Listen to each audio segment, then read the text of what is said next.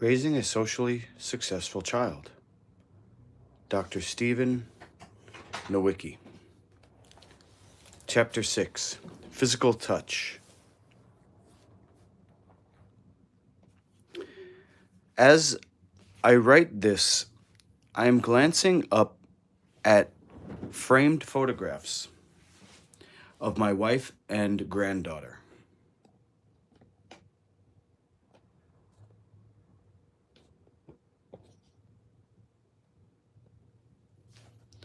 In my wife's photo, she is looking at me with a smile that instantly conjures her presence, as if she was right there in the room with me.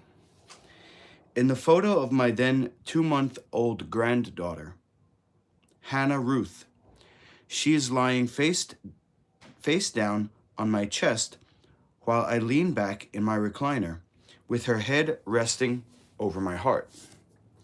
These photos remind me of the powerful lessons my granddaughter and wife taught me about the importance of touch during one of the lowest times in my life. Late one summer evening in 2002, as my wife and I were getting ready to return home from a trip to England, I had a heart attack. After being stabilized in an English hospital, I returned home to Atlanta to find out I would have to have major bypass surgery.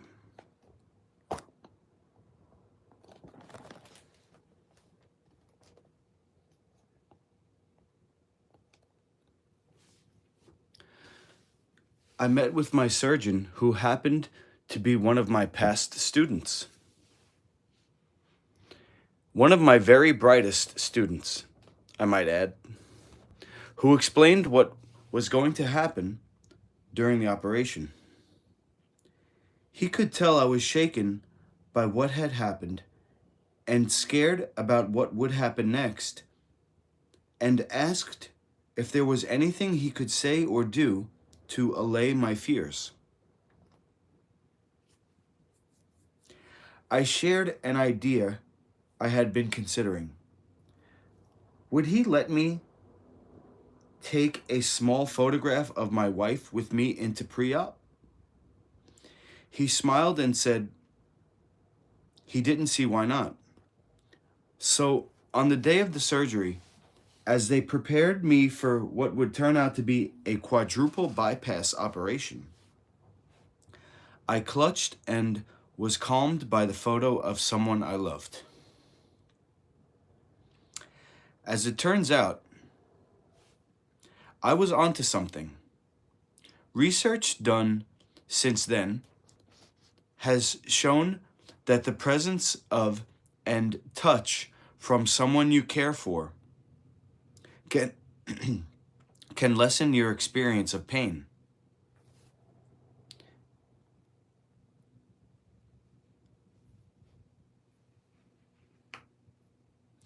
In one interesting experiment, psychologists tested people experiencing pain while alone, while holding the hand of someone they didn't know well, and while holding the hand of someone for whom they cared. They found that holding the hand of someone for whom they cared not only produced brain patterns that were in sync, but also led to feeling less pain. There is even one study showing that hugs can reduce the occurrence of upper respiratory illness and the severity of symptoms of those infected. The benefits of touch, I would argue, are incontrovertible, especially for young children who crave reassurance or safety.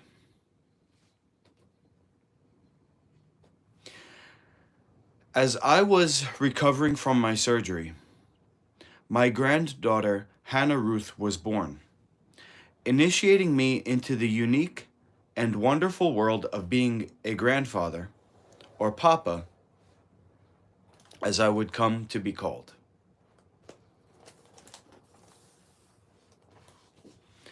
My recovery was a difficult one. My chest hurt constantly, and I had trouble sleeping.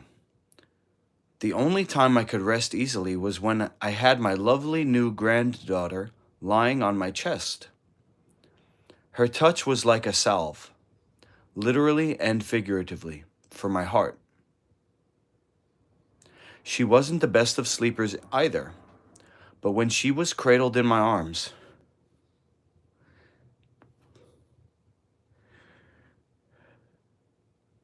we both nodded off almost immediately.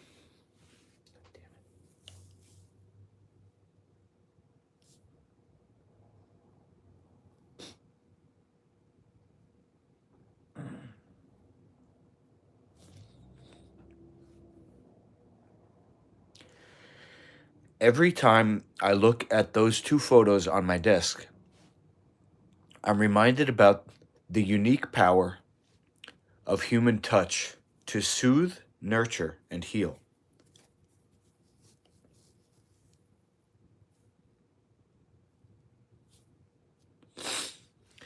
Touch is among the most emotionally powerful channels of nonverbal communication,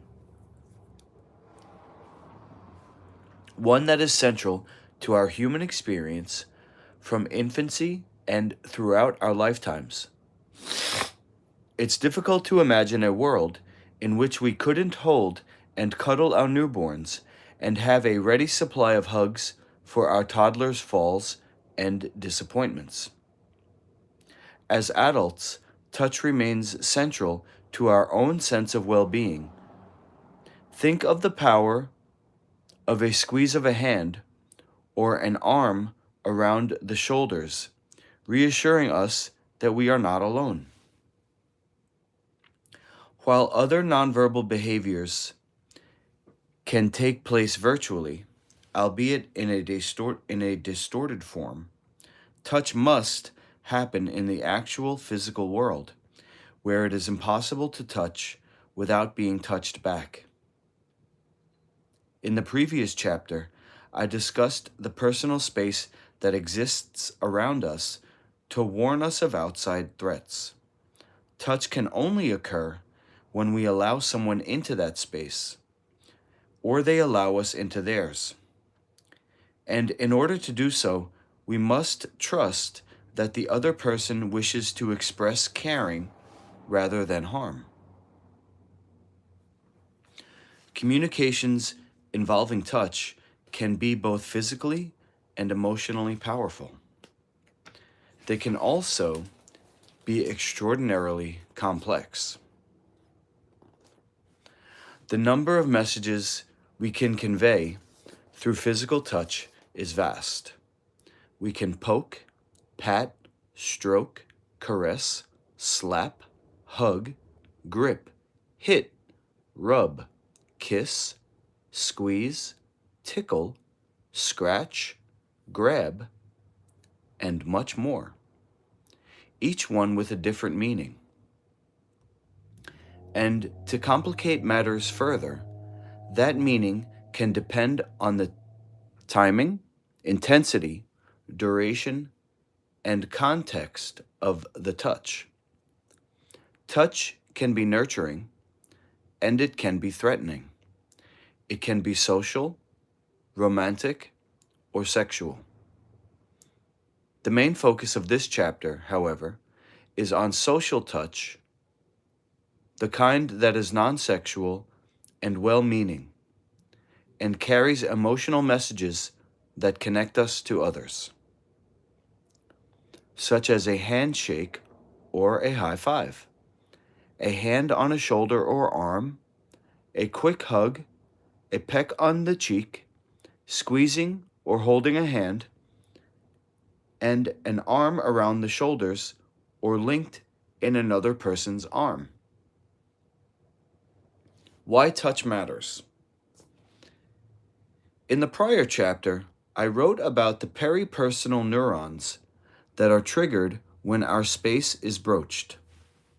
Not to be outdone, touch also has its own specially designed neural cells called C-touch fibers.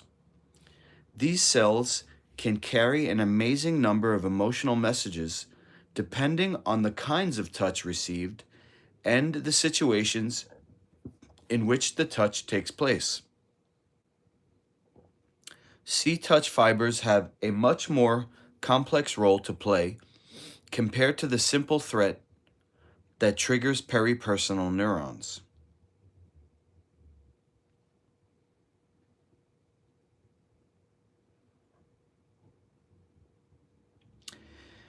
In fact, different C-touch fibers have different neural connections, which allow them to communicate more nuanced emotional messages. In an intricate operation that psychologist Carissa Cassio and her colleagues described eloquently as that of a musical chord comprising individual notes on a keyboard that, when struck, a pure note ensues. But combinations of individual keys produce chords that are more than the sum of their parts. There's even a unique connection between certain C-touch fibers and other nervous system functions, like the zygomatic nerve, which controls our smiles.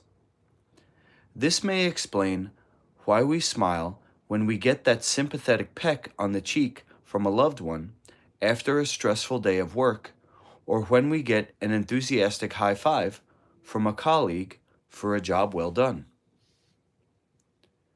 When used appropriately, touch can be powerfully reassuring when we are sad, and wonderfully affirming when we are happy. In a now classic study, psychologist April Krusco and her colleagues investigated the effect of touch by instructing one group of waitresses to touch customers lightly on the hand when returning their change, and another group of waitresses not to touch the customers at all. It turned out that customers who had experienced the physical contact gave larger tips than those who hadn't, regardless of the gender of the customer, the atmosphere of the restaurant, or the dining experience. In similar studies, library patrons who were touched lightly on the hand by librarians at checkout indicated they liked the library more than those who were not. People passing by a store counter were more likely to try a new product if touched by the staff lightly on the arm, and students who were touched in the same manner by teachers were more likely to volunteer during class.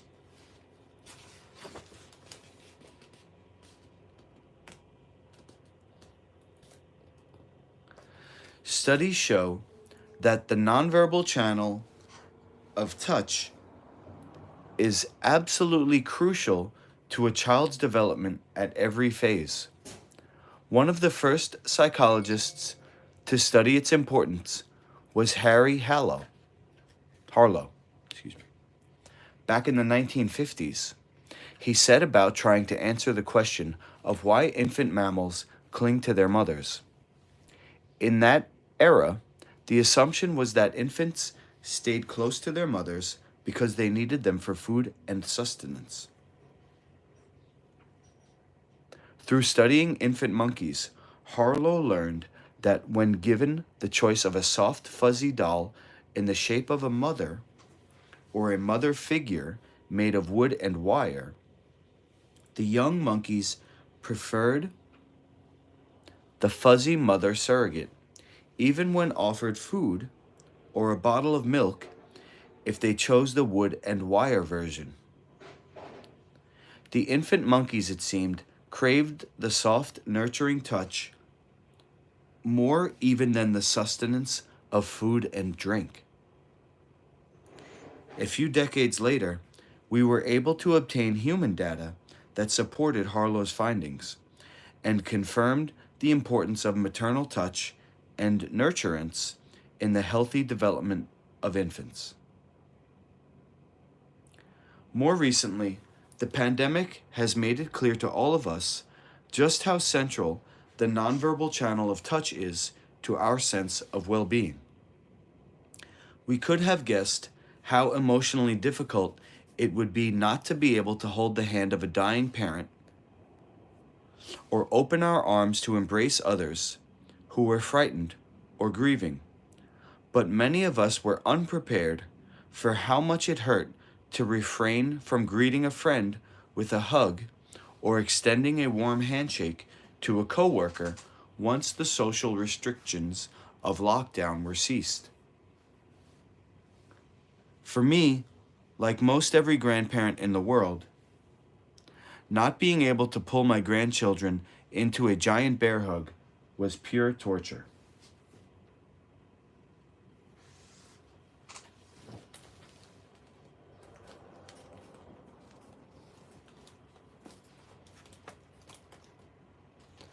Touch is the way we express affection and care for others at every stage of our lives.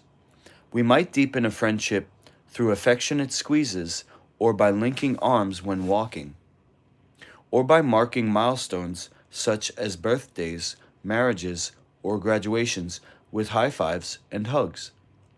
But touch is important even at the very beginning of a relationship. Greeting someone with a firm, polite handshake on first meeting can set a positive tone for the entire interaction, and handshakes held an extra moment or two with a touch on the arm at the same time can signal a deepening of a relationship just as much as any spoken communication or hug. Of course, touch can be used in ways that are aggressive or entirely inappropriate. From a young age, most of us learn that punching, hitting, pinching, pushing, scratching, biting, and slapping are not allowed. That certain private parts of the body are off limits for touching in social situations or under any circumstances. Moreover, the rules and norms around what constitutes appropriate touch depend on a variety of factors, including how well we know the other person, the setting or situation, the other person's expectations. For example, they are expecting a handshake and we go in for a hug, and vice versa, and more.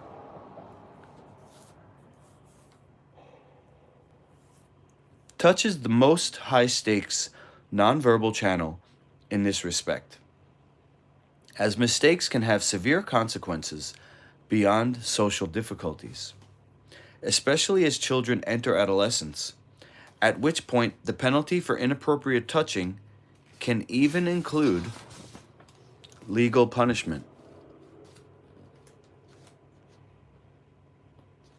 Touch is also the only nonverbal channel for which children are explicitly taught some hard and fast rules, such as not touching private parts, although these kinds of dictates are much easier to teach than more subtle, nebulous rules, such as how to tap someone on the shoulder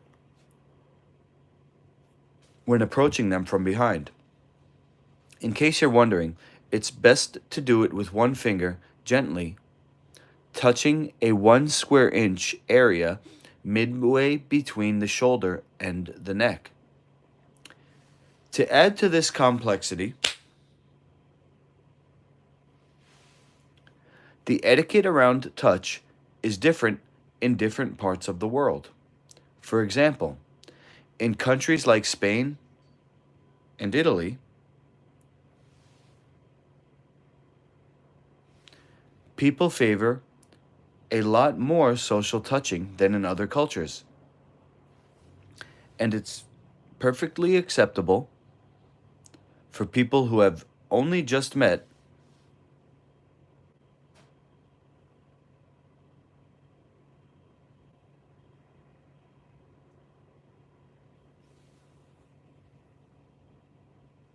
to hug and kiss on the cheek to say hello. In the United States and United Kingdom, two of the least touch-friendly countries in the world, any form of touch other than a quick handshake is taboo. in most educational and professional environments. In America, we favor the very firm handshake, but in some cultures, a softer handshake is considered more appropriate. Despite these substantial differences, findings from a recent survey of more than 1,300 participants from Finland, France, Italy, Russia, and the United Kingdom reveal that country and culture are not the main drivers of norms and behaviors when it comes to touch. Instead, it's the closeness of the relationship between the two people involved. Like all nonverbal behavior, the meaning of social touch varies depending on our relationship with the other person. If I accidentally brush hands with a stranger in a crowd, that may be interpreted very differently than if I brush hands affectionately with my wife. Accordingly, a child who is used to giving his siblings big long squeezes at home may find that children at his preschool don't enjoy being hugged with quite the same enthusiasm. There's no doubt that children who don't follow basic touch rules may find themselves alienating their peers. Third grade was a long time ago for me, but I can still remember my classmate Jenny and how I was always upset when I was assigned to a group project alongside her or forced to play with her. The reason was simple. She couldn't keep her hands to herself. Jenny appeared to have an almost compulsive need to touch things. If she wasn't rubbing her arms or running the fabric of her dress between her fingers, she was touching others, even when it was clear that they didn't welcome it. More than a few times, this resulted in some altercation, such as the time she snuck up behind a classmate and began playing with her long silky hair so vigorously that she managed to tug at it, hurting the other girl in the process.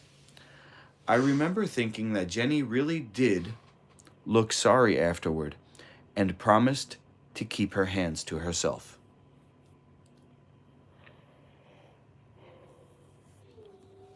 Although Jenny's behavior was certainly annoying to her classmates, I also remember the ways that touch was used positively in the classroom.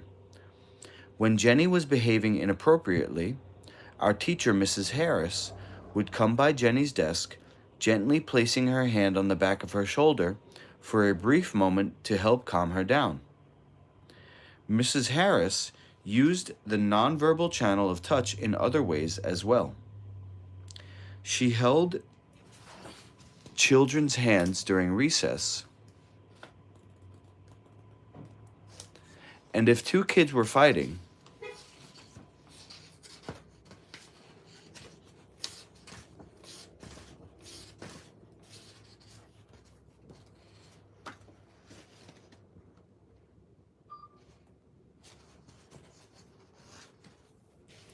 she would step in between them and hold them apart until they quieted down.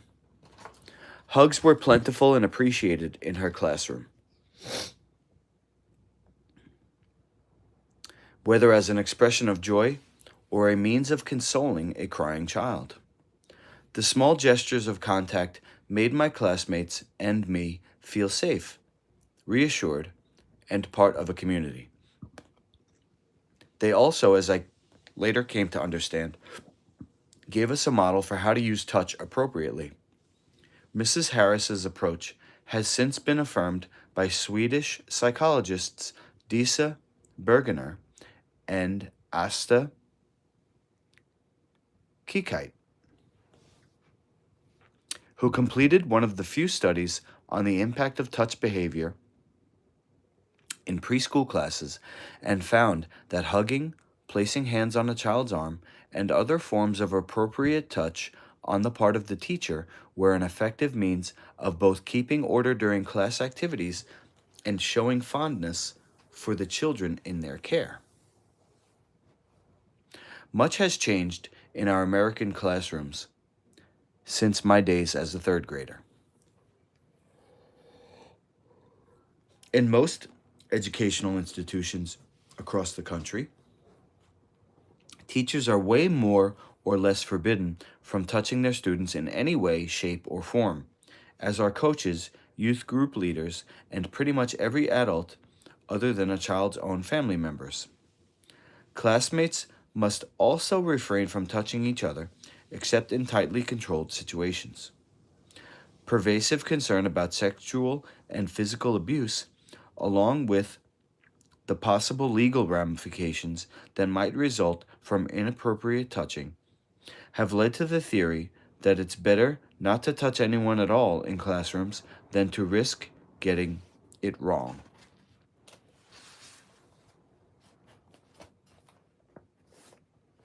While these fears are understandable, the blanket ban on touching has also produced an unintended consequence. Children no longer have opportunities to learn the intricate rules of appropriate social touch from a trusted adult or peer who is not a family member.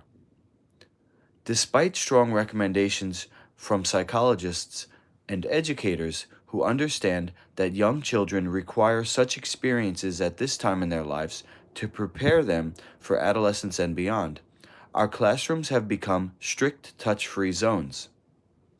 Instead of showing children the many ways that touch can be used appropriately to calm, comfort, and connect, as Mrs. Harris did with Jenny, teachers have taken on the role of touch police. When I once asked a 10-year-old boy who was having social interaction difficulties in school what he knew about touch, he first looked at the floor and then at the ceiling, and then finally turned to me and said, quietly but intensely, "Don't touch."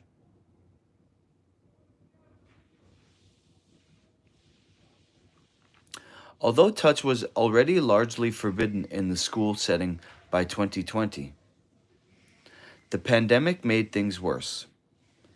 Initially seen as a possible vehicle for virus transmission, our touch behavior became modified down to nil, as 6-foot social distancing rules became the norm.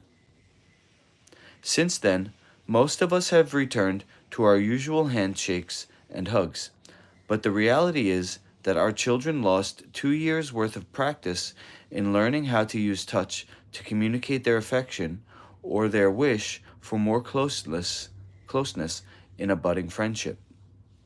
Laura Crucianelli, a neuroscientist at the Karolinska Institute in Stockholm, has argued that rebuilding these skills should be a priority in the post-pandemic new normal.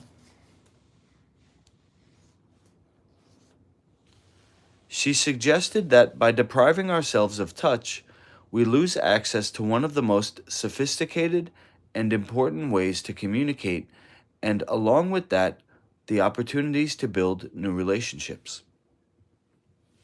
The evidence is clear that nothing can replace the comfort a child gets from someone holding their hand when they're scared, hugging them when they're sad, or putting an arm around their shoulders to show affection or support. We should all be concerned about how the lack of physical contact impacts children emotionally as well as developmentally. And while the risk of inappropriate contact from teachers and peers should be taken seriously, we must also recognize that one of the best ways to keep children safe from abuse is by teaching them about the nuances of appropriate touch at a young age. David Linden, author of Touch, The Science of the Hand, Heart, and Mind, points out that we are born with touch sensitivity that increases until about age 20 and then drops about 1% each year after that.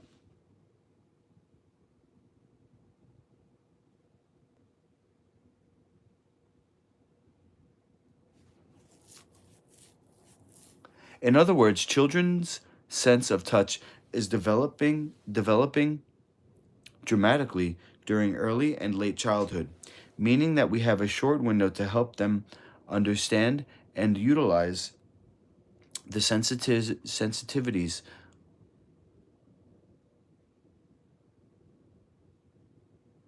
the subtleties of touch before adolescence sets in and complications of romantic and sexualized touch come into play.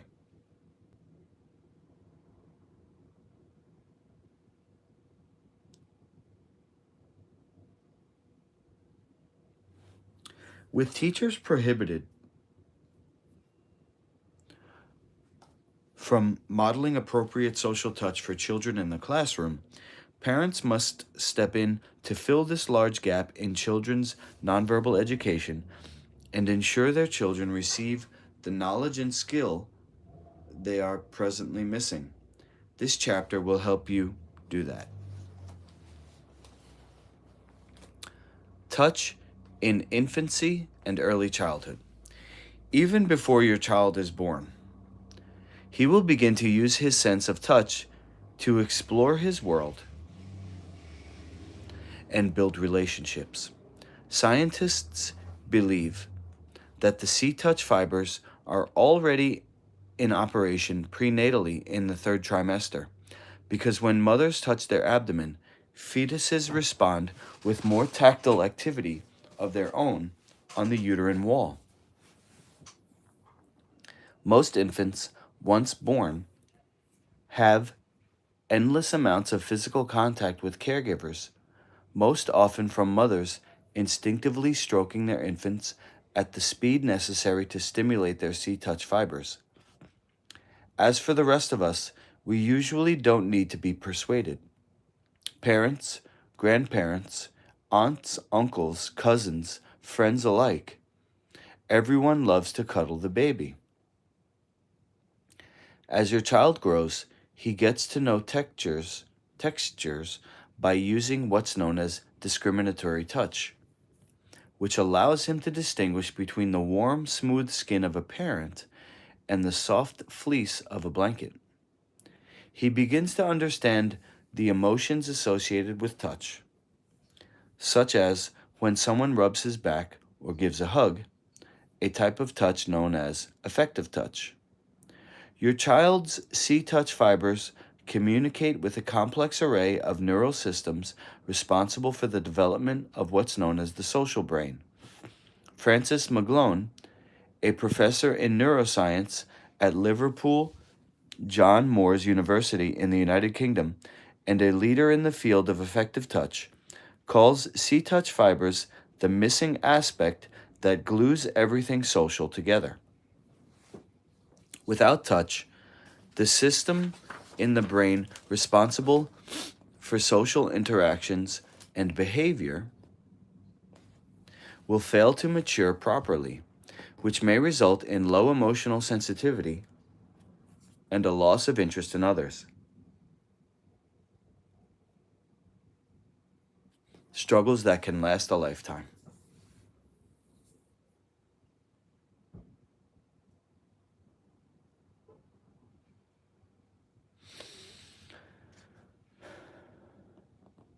Most everyone agrees that infants need a great deal of nurturant touch to form secure attachments and develop emotionally. In one stark example of this, when a team of American psychologists were brought in to observe Romanian children who had spent time in warehouse orphanages during the leadership of Nicolae Coscu in the 1980s, referred to by some as child gulags because of the unspeakable conditions and neglect these abandoned children were forced to endure. They were stunned to find the rooms filled with infants who were eerily quiet. Meanwhile, older children walked around zombie-like with blank facial expressions. Some rocked endlessly, while others punched themselves, screamed, or banged their heads against the wall. Most were socially withdrawn and would not speak. These children had been almost entirely deprived of physical contact and suffered severe cognitive and emotional deficits as a result.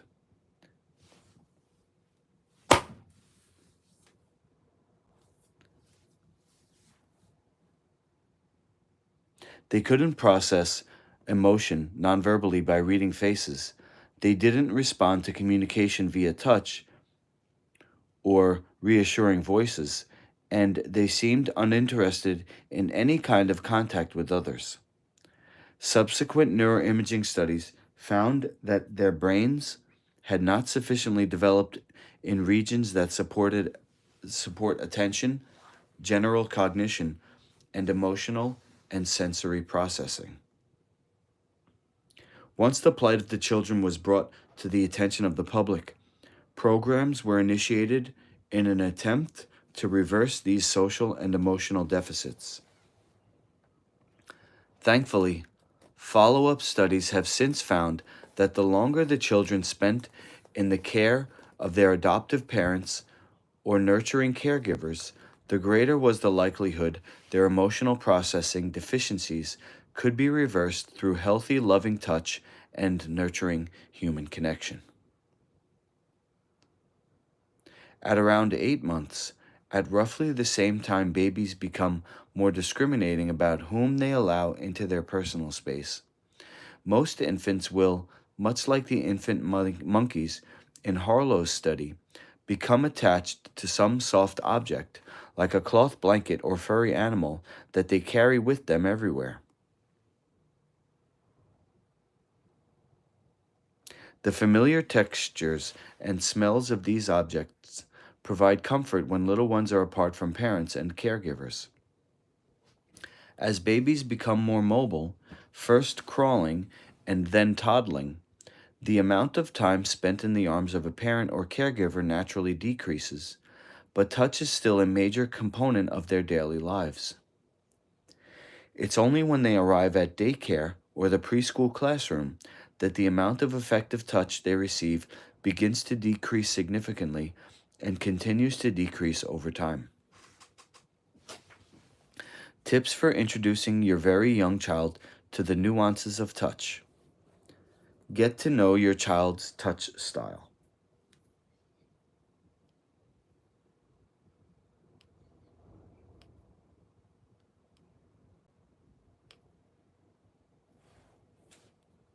You can spend time observing the many ways your very young child interacts with the world using touch. Some little children are touch seekers. They want to touch everything and everyone in sight, while some are touch avoiders. Some kids are clingy. Some prefer to be more independent.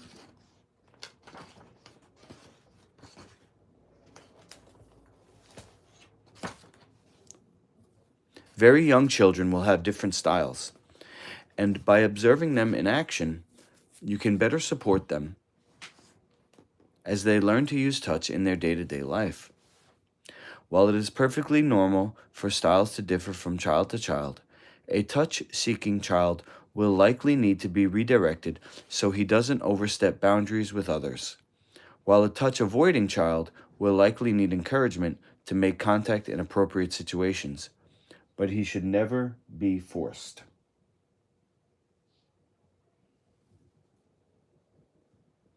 Be aware of how your child's gender may affect your own touch style.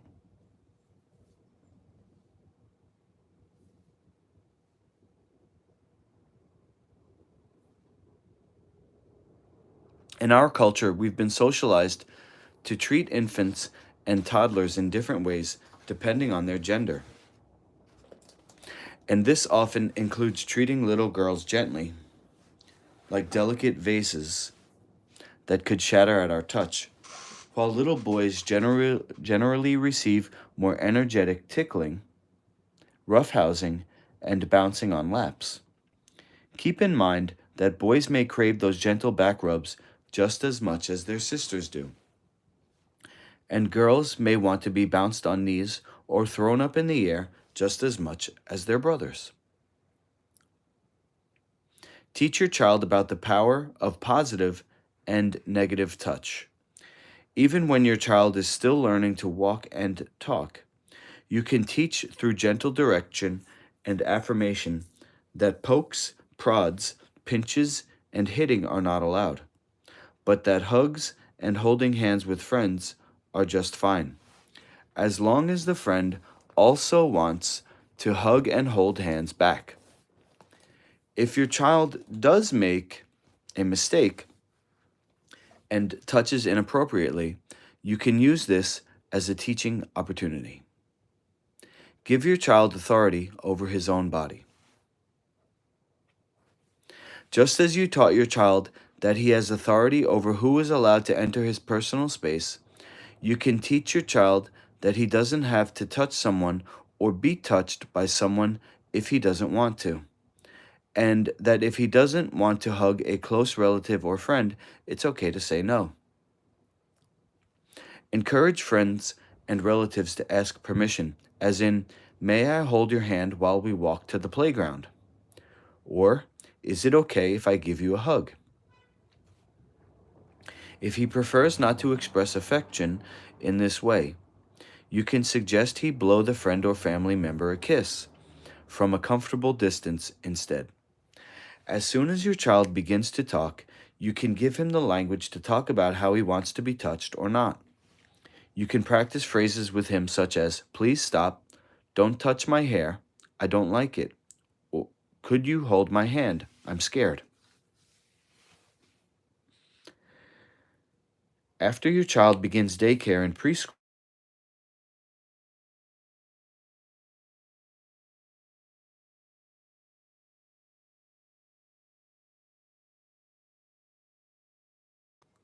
hey Dad. Yeah, I'll be leaving in about 15 minutes. So I'll be there in like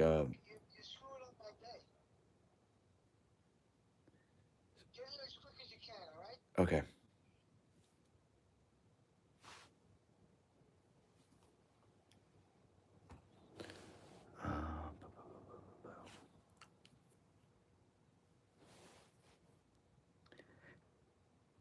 In today's daycares and preschool classrooms, even very young children aren't given very much physical affection during the day. As a busy parent, it's important to take every opportunity to make up for this deficit when your young child is at home with you. This doesn't mean you have to hug him constantly. You can sit right next to him with the sides of your bodies touching, even if he isn't on your lap. Put your arm around him when reading a book. Have fun with tickles at bath time, and of course, cuddles at bedtime. This example will help your child learn about different ways to be physically affectionate that are welcomed and appropriate within families.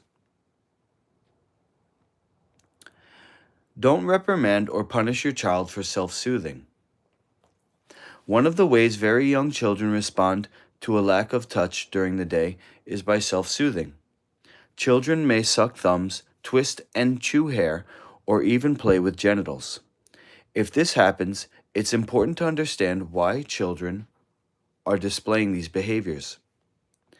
In most cases, they are simply craving the reassurance of touch. As a parent, it's important not to freak out at, shame, or punish your child for self-soothing. The best way to deal with this normal behavior is to redirect your child, providing the distraction of another, more appropriate way to soothe, such as giving him a toy to hug or a tactile game to play. Start to have the good touch, bad touch talk with your child, even at this early age. Experts suggest that these discussions begin during the preschool years and continue through the transition to full-time elementary school and throughout childhood. You can begin with a simple lesson about the names of body parts using anatomically correct names. Then you can talk with your child about which body parts are private. Tell your child to imagine a swimsuit or swim trunks and explain that the parts that are covered by the swimwear are private and should not be touched. You can look in a mirror and ask your child to point to different body parts as she looks at her reflection, or use a doll to show her the areas that are off limits. As children get older, you can return to this topic and continue to reinforce it in age-appropriate ways. Touch in late childhood. Although infants receive plenty of touch from the adults around them during infancy, they get progressively less as they approach late childhood, when they face the daunting task of beginning kindergarten and elementary school, one of the most important social developmental periods in their lives. All your child's nonverbal skills are needed if he is going to succeed in this transition, but because touch is the only nonverbal channel whose use is actively prohibited in classrooms, you as the parent will have to put more emphasis on guiding your child in this area.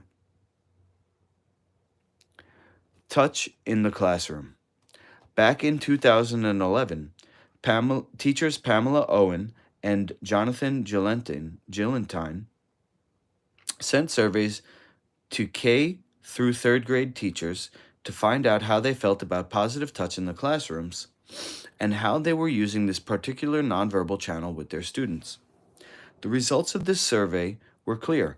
More than 90% of teachers believed positive touch enhances emotional development, shows caring, improves mood, and reduces stress in classrooms.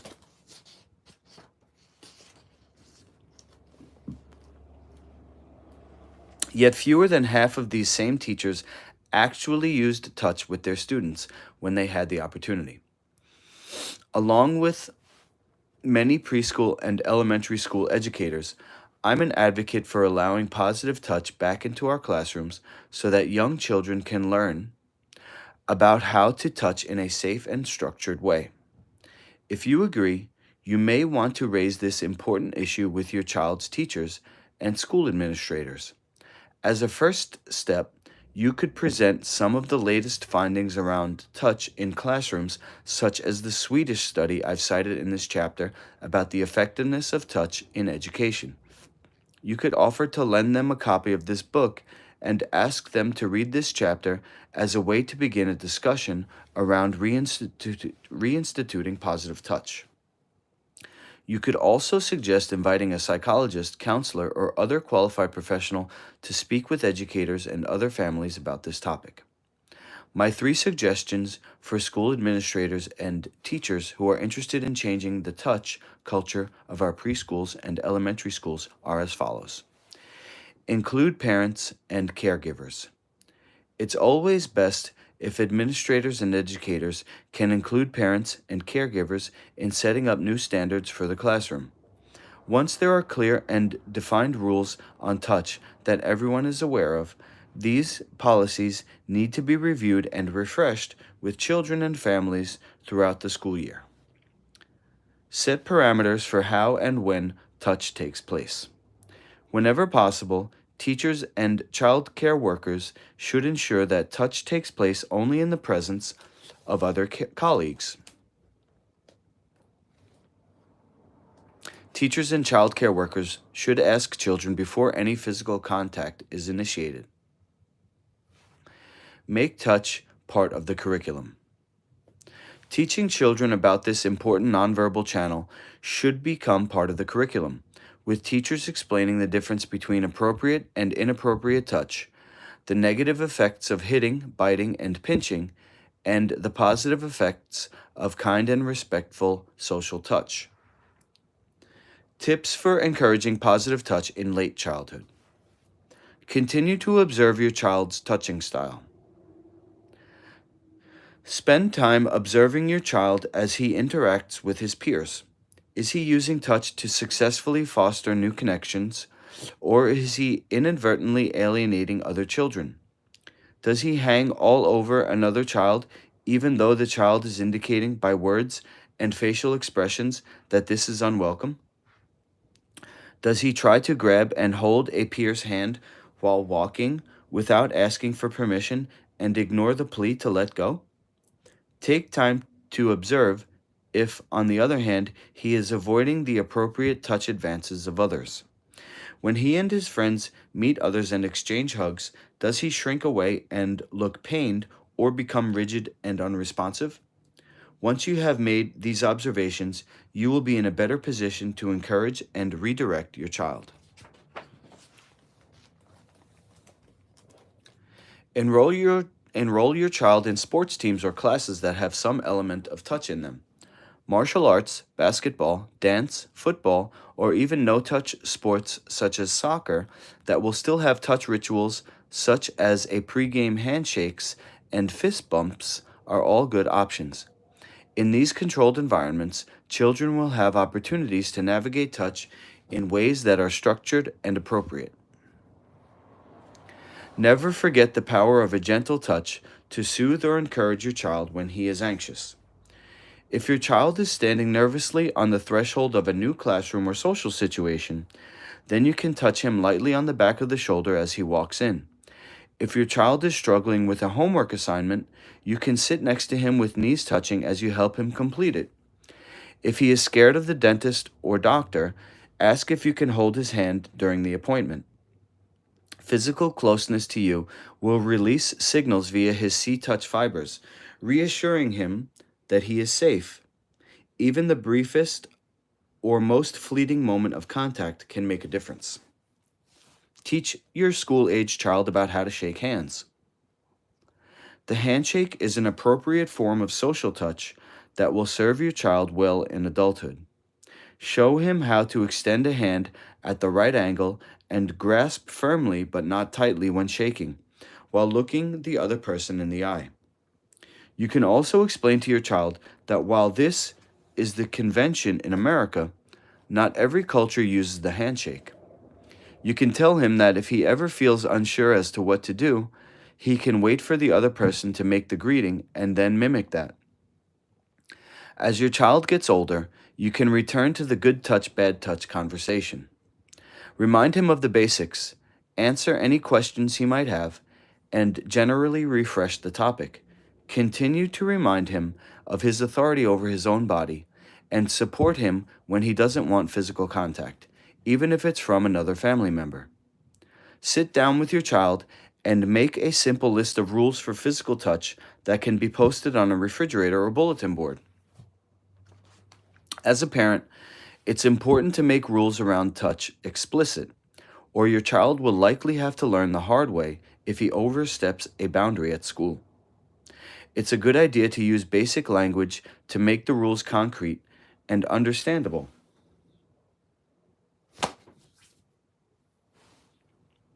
Remind him that anything covered by a bathing suit is considered off limits for touching, and that touching others anywhere else should be brief and soft unless it is part of a monitored sport or game. Demonstrate or perhaps provide a drawing showing how to touch someone when approaching from behind, with one finger touching softly in a small area midway between the neck and shoulder.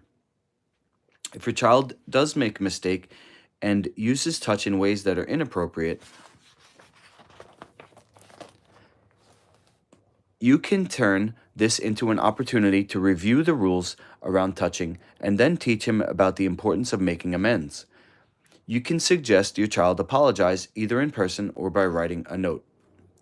When your child needs expert intervention. If you as a parent feel that your child has suddenly become hypersensitive to touch, you should start by communicating with your pediatrician first to be sure physical illness or allergies are not the cause.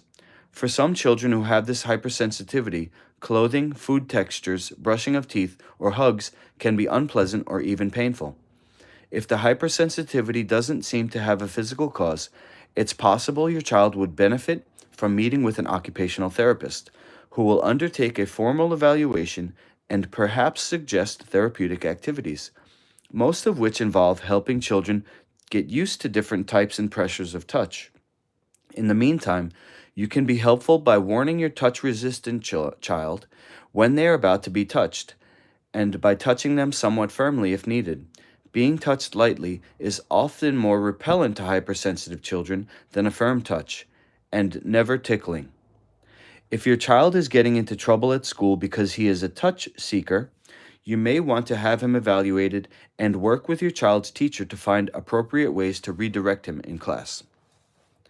Because touch is the only nonverbal channel in which physical contact is necessary, it is one that is relatively easy to demonstrate and observe.